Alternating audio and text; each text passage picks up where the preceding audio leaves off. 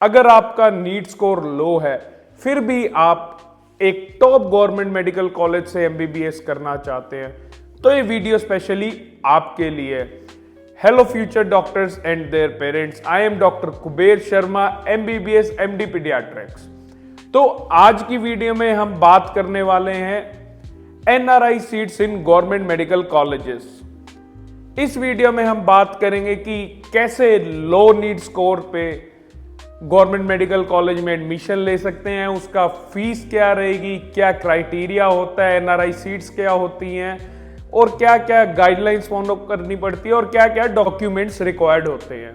तो व्यूअर्स, जैसे कि नीट का एग्जाम पास आने वाला है, डेट्स डिक्लेयर हो गई हैं, तो आप मॉक टेस्ट दे रहे होंगे, तो अपने रीसेंट मॉक टेस्ट का जो स्कोर है वो कमेंट में मेंशन कीजिए। इससे क्या होगा, जो हमारे काउंसलर्स हैं वो आपको डिटेल में बताएंगे कमेंट्स में कि आपके नंबर पे कौन कौन सा मेडिकल कॉलेज मिल सकता है। सबसे पहले बात करते हैं कि एनआरआई सीट होती क्या है।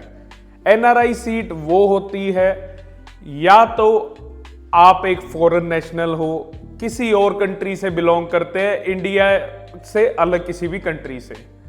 दूसरा, या तो आप एनआरआई स्टूडेंट हो, आप इंडियन सिटीजन हो पर बाहर पढ़ रहे हैं, या फिर आपके पेरेंट्स एनआरआई हो जो कि बाहर रह रहे हैं, या फिर आप एक ओसीआई कार्ड होल्डर है, ओवरसीज सिटीजन ऑफ इंडिया, फिर आप एक पीआईओ हो, पर्सन ऑफ इंडियन ओरिजिन हो। तो ये सारे एनआरआई सीट्स के अंदर आते हैं। इसके अलावा जो दूसरा क्राइटेरिया होता है इसको कहते हैं एनआरआई स्पॉन्सर। इसमें अलग अलग डिग्रीज आते हैं रिलेटिव्स के, जैसे कि फर्स्ट डिग्री रिलेटिव कौन होते हैं, जैसे आपके रियल ब्रदर, रियल सिस्टर।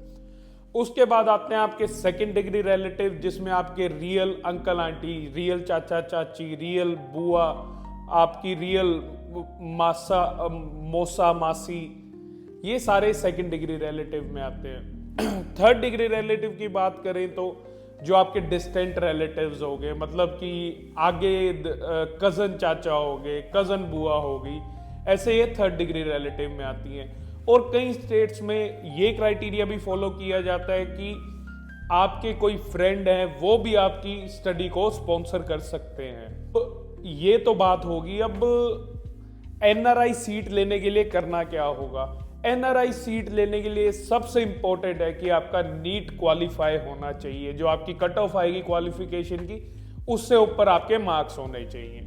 और जो एनआरआई सीट्स की कट ऑफ जाती है वो जनरल कट ऑफ से काफी ही नीचे रहती है, तो इसमें कंपटीशन भी काफी ही कम होता है जनरल कट ऑफ के कंपैरिजन में। अब एक क्वेश्चन आ रहा होगा आपके दिमाग में कि कितना कम से कम लो स्कोर चल सकता है। मैंने आपको बताया कि मिनिमम आपको नीट क्वालिफाई होना चाहिए, पर अगर आपके स्कोर हाई है तो आपको बेटर गवर्नमेंट मेडिकल कॉलेज मिलेगा। अगर आपका स्कोर लो है तो जो ऑप्शंस है वो काफी लिमिटेड हो जाएंगे। अगली बात करें कि कौन कौन से ऐसे गवर्नमेंट मेडिकल कॉलेज हैं जो एनआरआई सीट्स ऑफर करते हैं। इंडिया में 12 ऐसी स्टेट्स हैं जो एनआरआई सीट्स ऑफर करती है। अगर हम नॉर्थ इंडिया की बात करें, उसमें स्टेट्स जैसे कि हरियाणा, पंजाब, चंडीगढ़, दिल्ली और उत्तर प्रदेश, ये सारी स्टेट्स एनआरआई सीट्स ऑफर करती हैं। और टॉप मेडिकल कॉलेज जैसे कि AIIMS, Kalpana Chawla medical college, PGI, ये सारी भी एनआरआई सीट्स ऑफर करती हैं।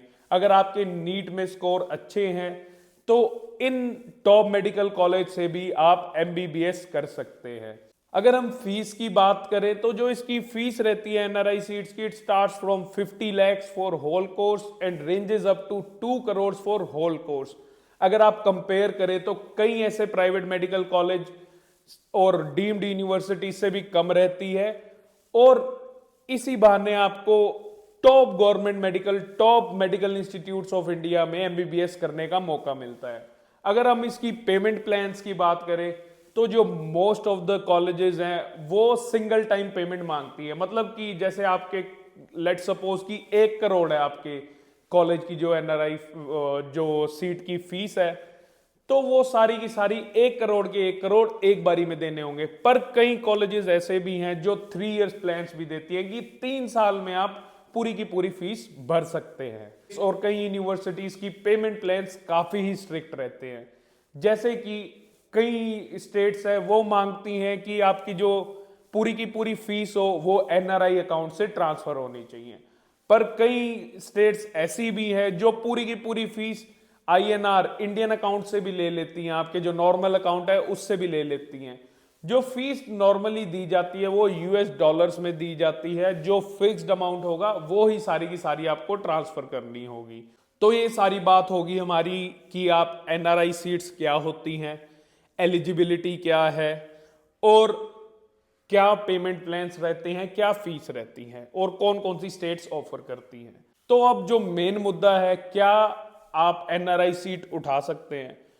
एनआरआई सीट उठाने के लिए आपको कई डॉक्यूमेंट्स की जरूरत पड़ती है, और जो डॉक्यूमेंट्स की वेरिफिकेशन होती है वो काफी स्ट्रिक्ट होती है, और अगर आप फेक डॉक्यूमेंट देंगे या फिर आप अपना रिलेशन स्पेसिफाई नहीं कर पाए तो आपकी सीट कैंसल हो सकती है। ध्यान से सुनिएगा, आपकी सीट कैंसल हो सकती है। तो एनआरआई सीट्स के लिए क्या क्या डॉक्यूमेंट चाहिए होंगे। सबसे पहली चीज, जैसे कि अगर आपके मदर फादर है तो आपका बर्थ सर्टिफिकेट भी काम करेगा, आपका 11th-12th का सर्टिफिकेट भी काम करेगा, जिसमें आपके मदर फादर की डिटेल्स मेंशन होगी, नाम मेंशन होगा, एज वगैरह सब मेंशन होगी।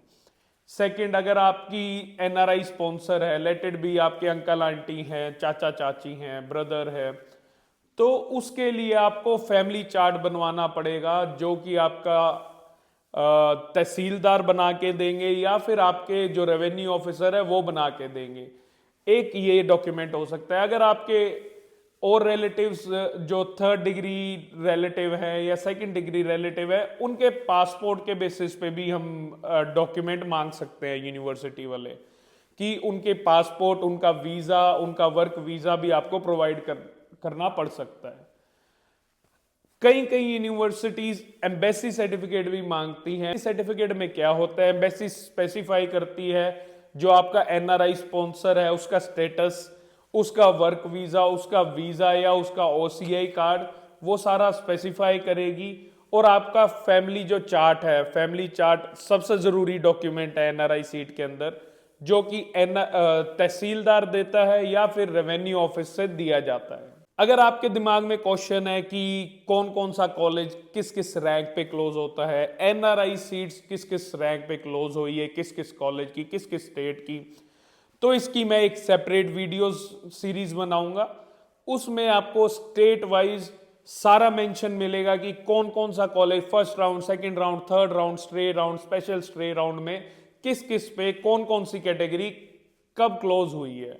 तो अगर आपको ये वीडियो अच्छी लगी हो तो मेरे चैनल को सब्सक्राइब करना ना भूलिएगा, और अपने फ्रेंड्स को ये वीडियो शेयर कीजिए, जिससे उनकी भी हेल्प होगी और उनको भी एक बेटर आइडिया रहेगा।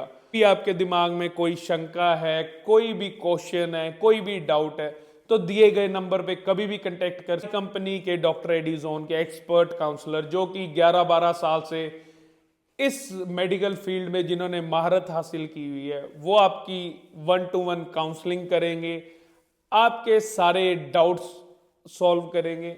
आई doctor Kuber Sharma sign off. Thank you.